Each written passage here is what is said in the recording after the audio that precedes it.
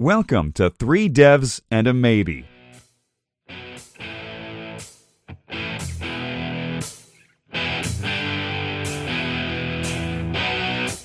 Now introducing your show hosts, Michael Budd, Fraser Hart, Lewis Caines, and Ed Mann. Hello and welcome to another episode of Three Devs and a Maybe. My name's Ed Mann, and today we're very lucky to have good friend of the show, Joe Watkins, on. How you doing, Joe? I'm good. Hi, everyone. Great to have you back on the show, man. It seems like ages that we last spoke. Yeah, it's been a while, yeah. Yeah, first things first, how is the internet situation? Well, I gave up on satellite internet. Oh, how come? Oh, because when it rains hard, I still need to go on the internet. It was good. It was up to 30 megabits a second, which is quite fast for satellite internet. But then at peak times, it would drop down to like 0.03 megabytes a second. And it just, 256K is no good. Yeah, no, that's brutal. But I do love the fact that the weather has a massive impact. It makes sense, but it just makes you laugh a little bit. It's like, why is it raining? It doesn't even have to rain. There could just be clouds in the distance in between you and the satellite, and the water in the clouds is enough to disrupt the signal. I know it's too fragile. So what I did was I went to like Movistar, which is it's O2, it's Telefonica. I went to Movistar and I said I need an internet connection at home, and they'd done a line test and said, yeah, we can only give you 1 megabit a second. And I was like, no, I need a proper internet connection. Send an engineer out, and they sent an engineer out, and the engineer said 1 megabit a second is not going to be any good for you, and they instead gave me a 4G router. It's unlimited. The bandwidth is unlimited, but it's only 20 megabits a second. But I mean, that's good enough to like watch Netflix. I mean, even 2 TVs can watch like Netflix at once, so it's good enough. Hell yeah! I mean, that's awesome, because I know that you were making the weekly trip to your local mobile operator shop to pick up SIM cards. Yeah, that was. At least now it's all unlimited. That's great, man. Yeah, now it's unlimited. It's pretty good. Awesome. Lots of tweeting been going on. First one actually that I'd like to talk about is so you did I think it was a tweet last month, and it was about PHP and designing things in PHP, and then you did a follow-up blog post on it called PHP allows for design of X. I'm just wondering kind of what was the impetus for the tweet, and kind of not the backlash, but kind of the feedback from the tweet, and then the subsequent blog post. Okay, well, I write a lot of extensions, and I don't make a lot of noise about them mostly. I mean, I'll chat with them if you ask me about them. I'll chat with you about them, but I don't write a blog post for every extension and do like my own marketing and that sort of thing. I write them, and if you want to use them, that's fine. And if they get a big user base, I'll put effort into maintaining them. I write a lot of these extensions, user interface and threads and things that other people just can't do. And always the responses, it come up on Reddit a few months after I've written it or whatever, and the response is always, just because you can, it doesn't mean you should. And PHP wasn't designed for this, and it wasn't designed for that. And it's being said by people who actually haven't really got any idea what PHP was designed to do. They're PHP programmers. They couldn't make PHP do any of these things if they wanted to.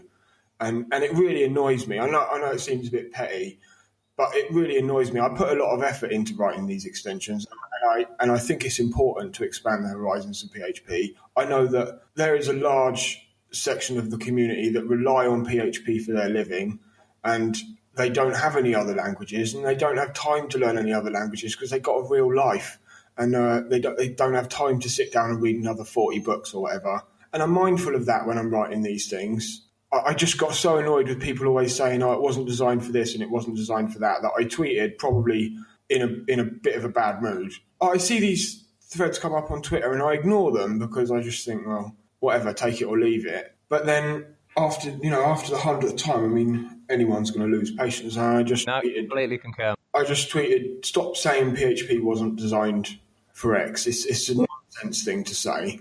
I suppose the first thing is, where is the general consensus or the actual definition of what PHP is meant to be? Well, I'll tell you where it is. It's in the first sentence on the php.net website. It says, the first words you read are PHP is a general purpose programming language. And it is. And it is. I mean, it obviously we all use it for the web, and obviously all of the internal developers have got our eye on the web. But it's a fact that it's general purpose. It does not need to be used for only websites and only templating and only this and only that. It's always said on the website. Like a lot of authors will call their books a bestseller before it's actually even on the market. Well, PHP has always said PHP is fast. PHP is a general purpose programming language. Saying it was fast in PHP 5 was, it's faster than other interpreted languages, but it was sort of calling it a bestseller before it was really sold. But in PHP 7, when it says PHP 7 is fast, PHP 7 is fast by any reasonable measure, not just fast compared to previous versions of PHP, but fast in its own right as a language. Yeah, absolutely. And that's, I think, in the blog post, you do highlight a lot of, good points, which is, the people that are saying this typically think of PHP back in the day, like PHP is a templating language back in the day and stuff. And, they don't know the new PHP 7. They may understand PHP 5 and they've gone on to other languages and whatnot. But yeah, it's a general purpose language such as Python, such as Ruby. Yeah. And I don't know whether Ruby and Python get the hate that PHP does just because of its past. I'm not sure. Python has got really advanced extensions, really advanced, like JITs and the kinds of things that we dream about in PHP. That's got all that, and it has done for years. UI extensions, all that stuff, and nobody says anything. And kids use it to program in school. And nobody says, but it's not a real programming language. It is a real programming language, and so is PHP. This is a stupid debate about what's a proper programming language. It's a dumb debate. I mentioned in the blog post there, I said something that I was kind of called out on. I said that it's difficult to write code in C. I'm a C programmer, and it's difficult to write code in C that's as efficient as the code Zen generates. And when I said that, a couple of people said to me, what do you mean by that? That's not true. Well, it is true, because I don't know how much time everyone actually spends writing C applications, but I spend quite a lot of time writing C applications. And let me tell you, they're complicated. There's nothing in C. There's no dependency manager. There's no single thing. If you want a data structure, you have to design the bits yourself. You have to do everything yourself. And what I meant by that was code of comparative complexity. When you write an application in C, you have to write the data structures, you have to write the memory allocator, you have to write the concurrency support, you have to do absolutely everything yourself. And that stuff is hard work. PHP has got all that stuff built in, and it's been developed by skilled programmers for the last 2 decades. Now, when I say that it's difficult to write C as efficient as PHP, I mean it's not impossible. You can do it, but you have to put in so much effort that it's becoming unreasonable to write things in C where they could be written in PHP, because there's no discernible difference. If your code needs to do the same sort of work as what a PHP script does, model data and respond to requests and things like this all requires such complicated C code that you might as well write it in P or be in PHP or another language. But there's no point in any more talking about writing C for efficiency, because there's no efficiency to be gained by writing C. You can't even JIT Zen codes to be faster than they execute. You can't do it, because Zen has worked with Intel, and they've worked with all the right people, and they know what they're doing, and they're focused on it, and they put effort into it. And when I said it was as difficult, it's difficult to write that code. It really is difficult to write that code. You might as well use PHP, because it does an excellent job of it. No, absolutely, man. Absolutely. And I don't think it's fair. Like, you're giving these out for free, essentially. This is free work that you're doing, and it's, the kindness of your heart, you're providing this stuff. So if someone doesn't actually want it, they should just ignore it then. They shouldn't say, like, PHP shouldn't do this, and then pigeonhole PHP. I put PHP in as like the Ruby and as the Pythons of the world, and I don't know whether they get the hate that PHP does, and I think it is just because of prehistorically, the way PHP has come to be. But yeah, I think people sadly are very much in the mindset, you'll hear the stories, you'll hear the jabs, you hear all these different camps of programmers will, the mocking of the language will be PHP that they'll mock. I was a PHP developer, don't shoot me for it or something. And I don't understand that, because being a PHP developer now, to me, the tool kit that I get with being a PHP developer is as good, if not better, and the community around it, than other languages that I'm, a part of and that I use. So I still don't understand why people would go down that route and hit it, in that regard. I mean, if you want to mount an attack on a piece of work on legitimate grounds, then do it. But don't repeat things like PHP wasn't meant to do this and it wasn't meant to do that. It is so flexible that anything that comes along, you've got to say, well, PHP does do that. It's a general purpose language. You can't say that it wasn't designed for that. It was precisely designed to allow you to do whatever you want. And or to solve problems. And to some extent that extends into userland. I mean, the code you can write in userland is sometimes unreasonable, but PHP will try to execute it anyway. And if you can't make what you need to make in userland, the internal API is mature and well-tested and vast, and it allows you a great degree of control over how PHP works. And it's designed to. It's not an accident that you can write a threading extension, and it's not an accident that people can write concurrency libraries in userland like React and things like that. There's no accident. It's meant to do those things. It's not just meant to render your templates or whatever. It is general purpose in the real sense of the word. No, absolutely. And it's got a massive community. It's got great people in the core, and it's tried and true and tested. Like, you can't knock PHP for the fact that it runs most of the internet, and a lot of developers know it, and it's understandable. And there's a reason why lots of people use it. And then people say, oh, well, those sites are mostly just work. Well, okay, they're WordPress, whatever. WordPress is not the best code in the world, but it doesn't matter. It works. People use it. They make a living. They make a good living out of it. They feed the kids. They buy their house. Do you know what I mean? What matters? What actually matters? That I think that matters more, that people actually use it, than what people think it's meant to be used for. Use it for whatever you can use it for. I'm not saying always use PHP. I tried to explain this in and it is hard. I think that's hard point to make, isn't it? When you're saying you can use PHP, but don't use it for everything. But a true polyglot and an understanding of it, you'll realize that yes, you don't want to use PHP for everything.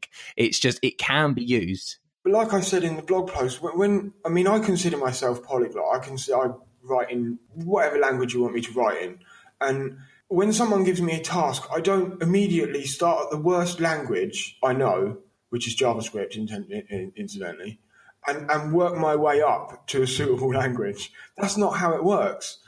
When you're given a task, you're already modelling the task the moment you started communicating details. You're modelling it in your head and you're thinking, how am I going to... You're not thinking specifically about a language. The language comes after that, and it comes as a result of understanding what you've been told to do. And you don't start with the worst and end up at the best. You start somewhere reasonable. And so I'm not saying use PHP for absolutely everything. I'm saying if PHP is on your radar for a particular task, then give it a go. Make your prototype, get your work done, make your money. If you find out that PHP is limited in some serious way and you can't work around those limits, then you've got plenty of time, because PHP was so rapid to prototype in that you've got plenty of time to write in another language or another whatever. You can use other tools if you like. But if PHP is on the radar, don't discount it just because of some nonsense about what PHP is meant to be used for. Absolutely. And it's it's the community around it, it's the packages around it, it's everything that contributes to be a language. And the fact that you've had years of PHP, constantly being used and constantly being refined both in the core and at the userland level, it's a very good choice for a lot of different problems. And at the end of the day, as programmers, we're problem solvers. It doesn't matter if it's programming language that we use or if it's, something in the real world to solve that problem.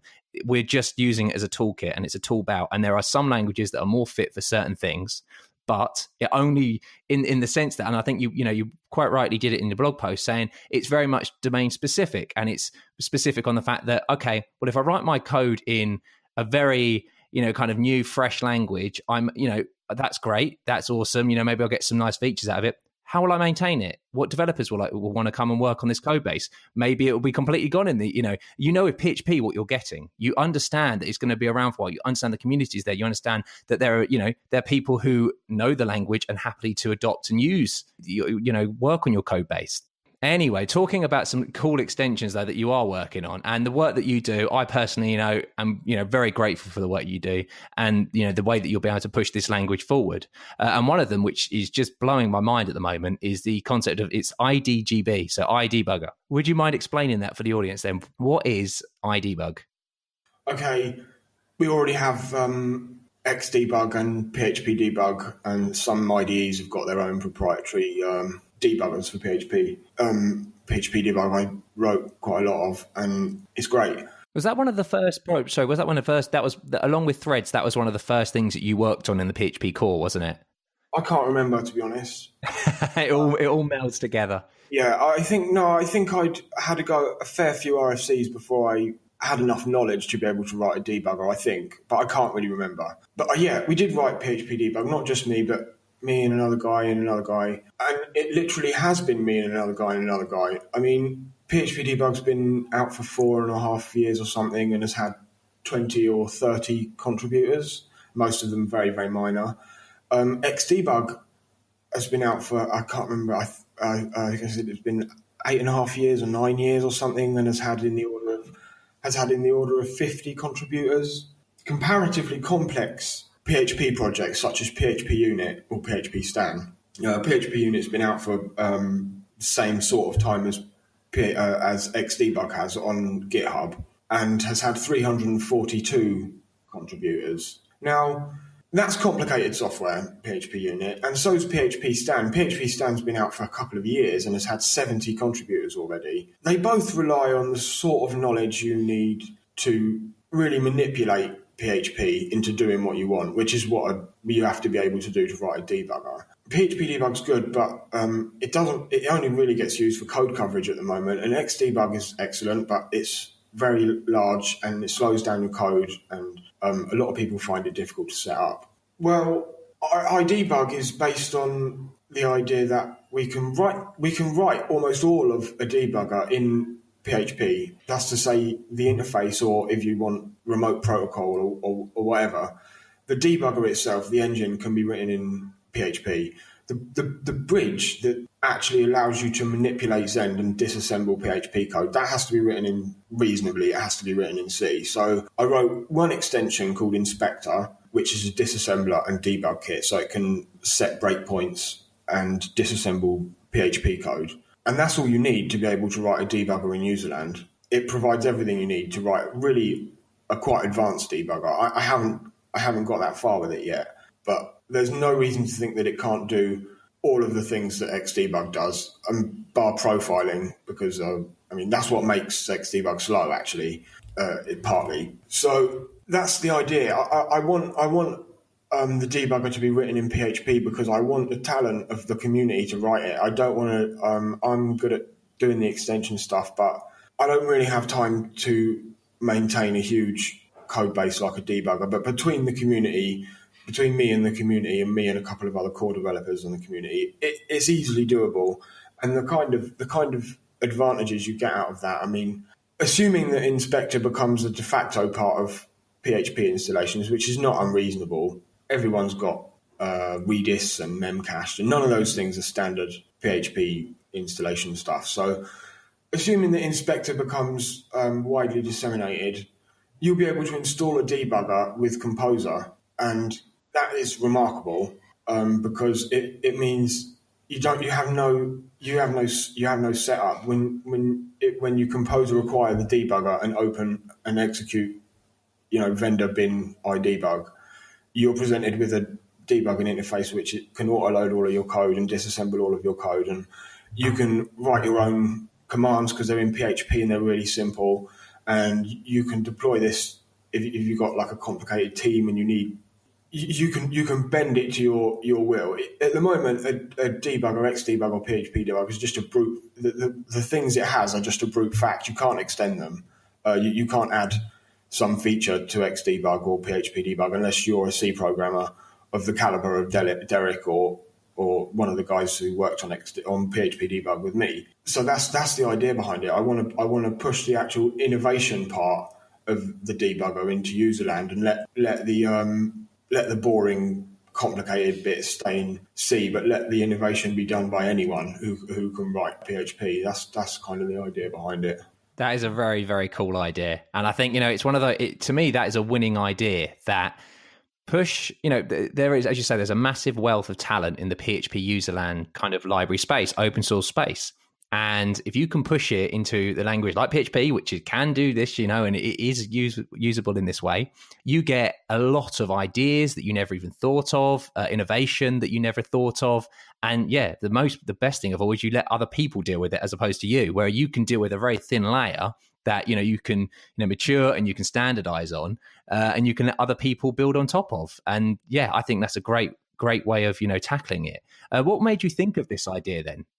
Well, I started writing Inspector 2 years ago, but I was recently updating it. Well, actually, the idea, because, PHP debug and Xdebug, they both work in the same kind of way. What they do is they override the actual VM loop so that they can interrupt each instruction to detect if there's a breakpoint on that instruction or to detect if there's something to do on that instruction other than execute the instruction. Now, this is fine, and PHP debug does rather a good job of it. That's why it can do code coverage collection extremely fast compared to Xdebug. But still this is not reasonable. It's not forward thinking because you can't do that to machine code, and at some point PHP will be machine code. Now, in machine code, the way you insert a breakpoint in machine code is that, so machine code is just a stream of characters, in memory, in an executable part of memory. They're literally bytes. They're just like Zen.doc codes. They're executed by the CPU as a stream. Now, instructions can be of a varying length. So in machine code, the solution to inserting a breakpoint in some code is to change the first byte of the instruction where you want the breakpoint to occur to 0 times CC, which is interrupt 3. It's 1 byte, which means you don't have to know the length of that instruction. You just have to change that 1 byte, and when you hit that breakpoint, put the byte back the way you found it, and the program will carry on as normal. So I was working on Inspector, updating it for the most recent versions of PHP, and I thought, well, why don't we have breakpoints like that? Zen doesn't know what a breakpoint is, but it doesn't actually need to. It turns out that you can use this same technique, changing the instruction rather than overriding the executor in Zen, and it works. I tried it. I wrote I spent a night writing a sort of scrap code debugger based on this breakpoint, and it works really well and it's really fast. And I mean, the overhead is literally nothing. If you run code with iDebug and you've got no breakpoints, it will run as fast as it does under PHP. No difference. That's remarkable for a debugger, for a debugging environment. It means when you're debugging extremely complicated, what might be quite slow code normally, you don't have to worry about it being made even slower. And a lot of the time, code will misbehave because of timing. If it runs slower, you may not be able to see the bug that you saw when it ran at full speed. Because you manipulate the environment, and you're kind of slowing it down with more cycles, more codes to run. And you may not hit the same bug. So that's one of the problems of using debuggers, is that you do change the performance of your code normally. That was what gave me the idea. I can't remember what I was working on. I was using the machine code breakpoint stuff for working on. I mean weak references, and then I was working on Inspector, and I just sort of thought of the idea of having these new kind of breakpoints, and it worked really well. So I wrote support for it into Inspector, and then started. I tweeted the gist with some code, PHP code that was a debugger, and it was like one script. It was a bit of a mess, but it was a debugger that was written in PHP. And originally, I didn't want to sort of start the PHP project myself. I wanted other people to do it, but then when it actually came down to writing some of the commands, it relies on sort of domain-specific PHP knowledge that only like a handful of people have got, and probably not that many PHP developers yet. So I put the core of it together so that everyone can come along and not focus on like the internal stuff, which I'm doing, and Bob has just become involved in it as well. He helped write PHP debug, so yeah, that was the idea about it. That's so cool. And I suppose you can think, at the moment, so you've just initially kicked off the project and there's just so much stuff that you can, do and kind of explore in this domain. Yeah, it's good fun as well. I hope people do get involved, because that's what will make it really great. I mean, I can write it, but I think it will be really great if other people get involved. I think the amount of hours that could be put into it are just vast if other people get involved. So that's what I want, really. And another thing, a couple of other things that you've been working on extension-wise. I noticed that uopz got PHP 7 support recently, and it required a lot of changes, internal changes. I think we spoke about on the podcast like last year about, kind of changing uopz for PHP 7. It'd be interesting maybe, to kind of go into a little bit of detail about, kind of at a high level of what the changes were required and, how much work actually went into it. Well, it required me to change the API. uopz is not an extension you should ever use. You should ever deploy. What you should do is use it for unit testing, and that's really what it's focused on. So the way it does stuff is not conducive to release environments. It should only be used in a unit testing space. It used to do things like runkit, like override functions. When it came to PHP 7, things are different. For one thing, it used to be that code in the op cache was copied out of the op cache before it was executed in any process. Op cache doesn't do that in PHP 7. You are executing code from the shared memory. So everyone is executing the same actual addresses. Is that to make it quicker then, the fact that it doesn't have to do that copy operation? Oh yeah, definitely. One of the problems with that, obviously, is that if you want to override a function in one context, but you don't want to override it in another, you have to do all kinds of jumping about depending on whether opcache is loaded or not. And it just became so complicated that it was so fragile. And the point of uopz, I actually just wrote it for work. And the point of it is just to run our test suite. It became so fragile that the test suite started crashing, and it was like a nightmare trying to get it to work. So I just thought, well, let's just take another approach, and came up with a different kind of API that you could still set the return value for a function, but you didn't actually delete the function. You didn't touch the function. And that worked well for us. So that's the road I went down for that. But uopz is really bad. I mean, and it's not bad. I mean, if you're using uopz, you're doing something wrong. We use it because we've got a lot of legacy code and we're working through it. If you're starting out a new project and you're pulling in uopz, you're doing something wrong, because it does bad things. This is it. You shouldn't be altering. I mean, it's the fact of like in PHP, obviously exit statements maybe in code, test code, whatnot, and messing around. Bad software design essentially that's not allowing you to test this in a good isolated manner. But uopz does solve a problem where you've got a legacy code base and you want to get it under test and you want to have confidence. That's an ideal place for it. But like you say, you're striving eventually to get rid of it. You're not striving to put it in place. You're trying to get rid of it as much as anything. I didn't really even want to make it support PHP 7 because it means we're still doing something wrong. And I didn't want to write it when I first wrote it, and I didn't want to upgrade it. And eventually I hope to drop it. And I know people are going to be annoyed about that, but it is bad. And eventually I will drop it. I mean, it's complicated to maintain and it takes up a lot of time.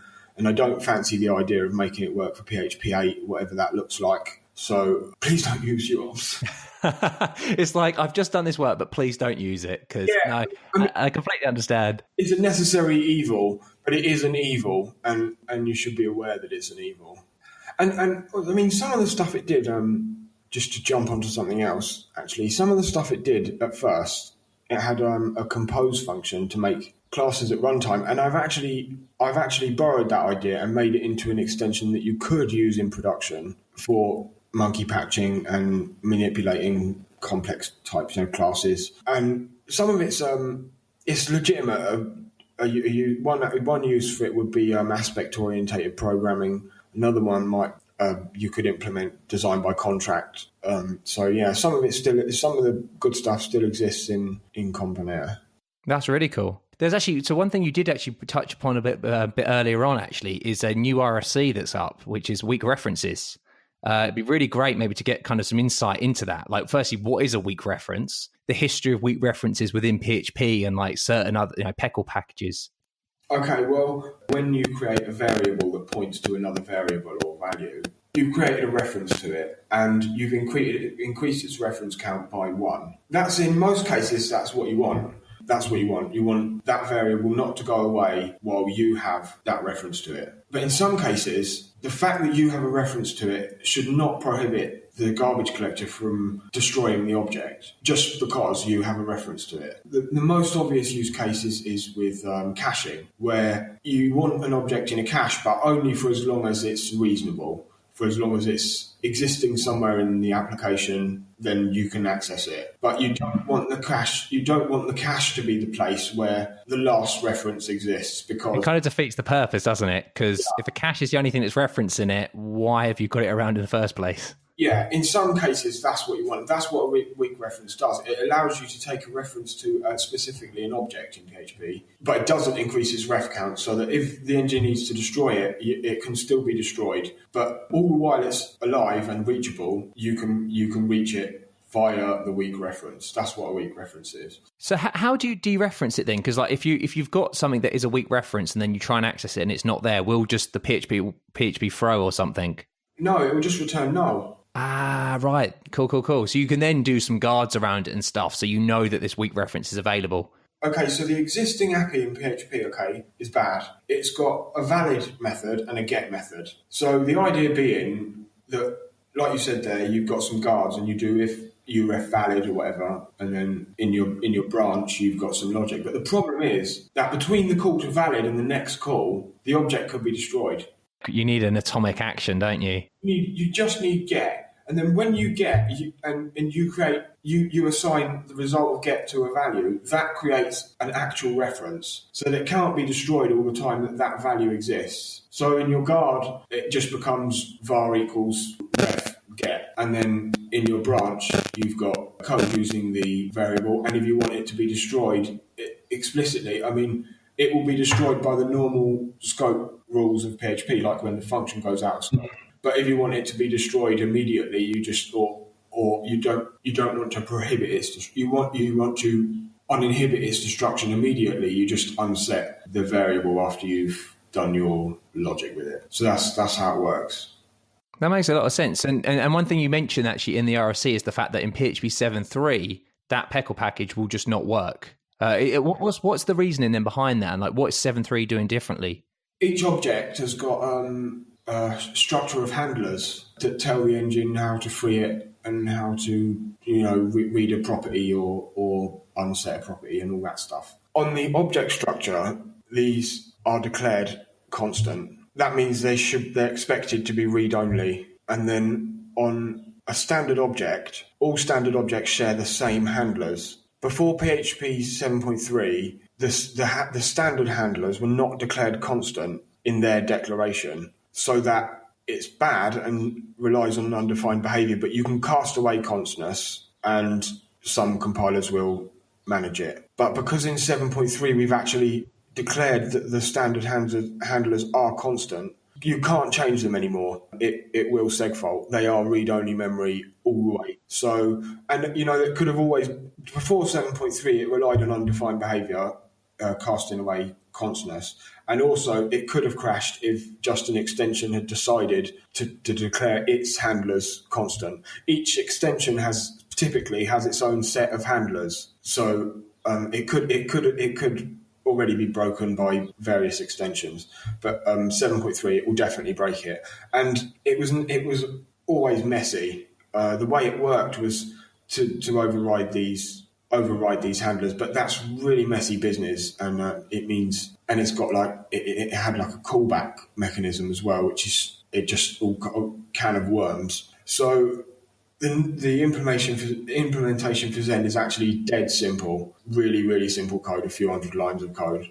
Doesn't touch like the garbage collector, or it's very, very simple. So I'm hoping that's kind of a no-brainer.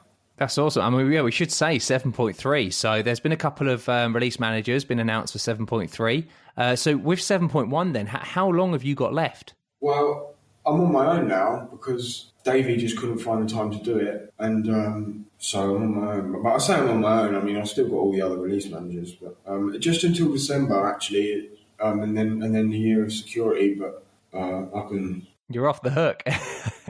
Yeah. Oh, that's awesome, man. And then who are the release managers then for 7.3? Chris and Staz. Staz is like a veteran of PHP. He does like most of the security fixes himself, and has been involved in that for a long time, as long as I remember. And Christoph is recently really very active doing, the kind of work that I do a lot, and working on GD and PCRE and some other stuff. So they're both really good candidates.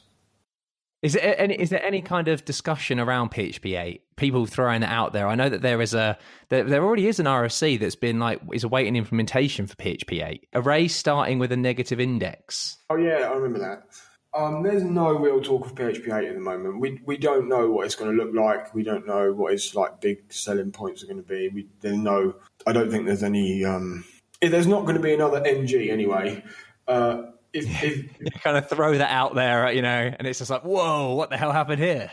Yeah, but there's not going to be that kind of jump forward, I don't think. At one point, I definitely thought a JIT is going to be next in our future, but I'm not so sure now. I've spent a lot of time looking closely at that, and I just don't actually really think it's worth it. Because the performance is already, kind of up there as it needs to be. Yeah, and Zend have already tried, and it doesn't work. I mean, it does work, obviously, but for your Mandelbrot routes and your Fibonacci functions, it will be really fast. But for your actual code, it won't. But it's a vastly complicated thing to merge in for no benefit, and there will be no benefit because nobody's really writing Fibonacci functions.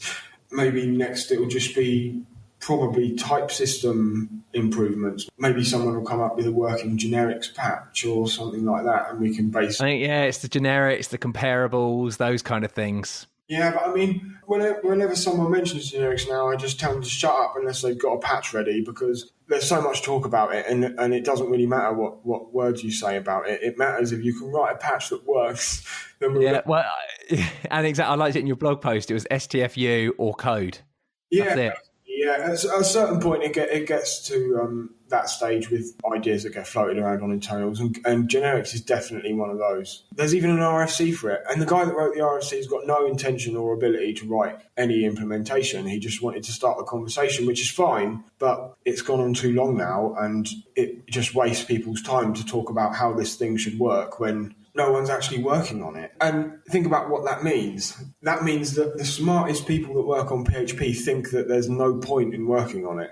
Yeah, it's either too hard or just not worth it. It's probably not worth it. I mean, there's a new, I think probably because of Rasmus, there's a new interest in this. You know how HHVM does, or Hack does, type verification? A separate piece of software server, like a type server thing, and then you've got like a client in your IDE, and it does type verification by static analysis. So that at runtime, the types are basically ignored because it was already verified and statically the code is okay. So at runtime, it doesn't have to do these expensive type checks. And there's some interest in maybe trying something like that for PHP, because Rasmus basically said that's the only thing he thinks is worth doing. So maybe someone will do that. What's your feeling about that? Well, I think Rasmus is wrong about that.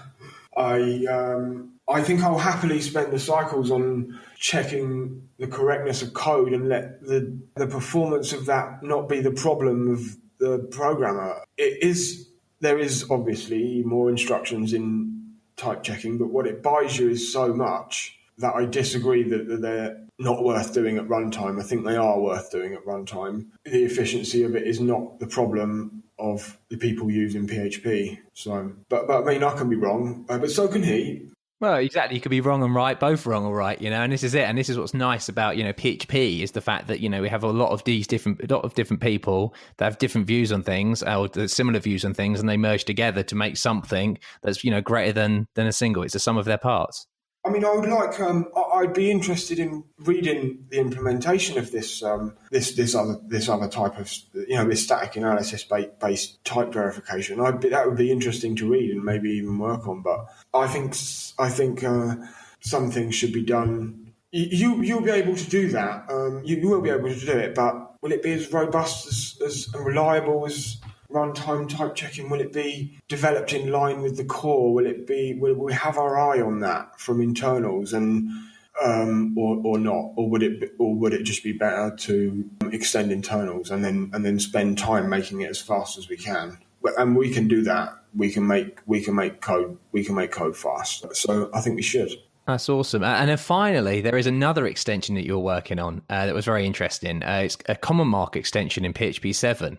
Along with that is like this new kind of CQL. I was wondering, could you maybe explain like what CommonMark is, what the reason behind actually making this extension, and then finally, what actually is CQL? Okay, CommonMark is a specification for Markdown. Markdown's pretty ubiquitous now, but it's not standard at all. Everyone has their own take on it. Oh yeah, you get the GitHub flavors, all these different flavors of it. I think a lot of people might understand what I mean by that if I bring up BB code. I think from the last generation that was a similar thing. You wrote on forums and you wrote that in BB code, and every forum had a different version. This is problematic for lots of integration is important for almost all software. So CommonMark is a specification for Markdown, and it comes with a reference implementation in C called CMark and an implementation in JavaScript called CommonMark. So the extension exposes the reference implementation. Now, there's already a pure PHP implementation of the CommonMark specification by the league, but it is famously slow, orders of magnitude slower than what it should really be. I don't really have an interest in fixing that. I can't remember why I was passing Markdown in the first place. I decided I would expose the reference implementation, and it turned out extremely fast, so started using it. And then CQL was an idea I had where it's sort of like XPath, but nowhere near as advanced as XPath, but it's for navigating through the document. Because the problem is, if you iterate through a document with a few hundred nodes or a few thousand nodes or whatever, for each node that your iterator hits, you have to create a PHP object. Which can be very costly. Which can be costly. Well, I mean, costly compared to not creating the object, because you don't have to. Because with the reference implementation, the tree structure that the document is in is not a tree of PHP objects. It's just a linked list, a linked list in C. So there's no baggage attached to every node. Creating a PHP object to access the node is fine, but if you don't have to, I mean that's better. So I came up with CQL to allow you to write sort of like a path with like forward slashes and first child, last child, next parent, siblings and things like that. So you could navigate through the document and tell an iterator how to select nodes in the document so that you don't have to select every one. That's really cool. And so how have you used this then? Have you used this like in a real life app, or was this an idea that you kind of had that you just worked on? No, not CQL yet. No, I haven't used that yet. But I can't remember why I started writing it at all. I can't remember why I started writing CommonMark at all. I would have been doing something. Probably stems from work. A lot of these probably stem from work. Yeah, I'm not sure. That's good. And so what is the future hold for you, like the things you're working on? Obviously, you've got the weak ref and RFC going. You've got the ID bug going on. Is there any other ideas or things floating around that you're thinking of or that you started implementing? No, my head's sort of full up at the moment with the debugger stuff. I can imagine. Yeah, it's difficult to sort of change trains of thought. But no, I don't really plan ahead. It could all change. If you plan, it will go wrong. But if you just go with the flow, some cool stuff comes out usually. So. Well, I say thank you so much again, Joe, for taking the time to come on the show. It's always interesting talking to you and, all the cool stuff that you do, man. And I really appreciate it. We do definitely have to make sure it's less time than last time because I think it was December that we last spoke. All right then, audience. Well, it's been another great episode and we'll speak to you again next week. Goodbye. You've been listening to 3 Devs and a Maybe. You can contact us at contact@3devsandamaybe.com. Or follow us on Twitter at 3 Devs and a Maybe.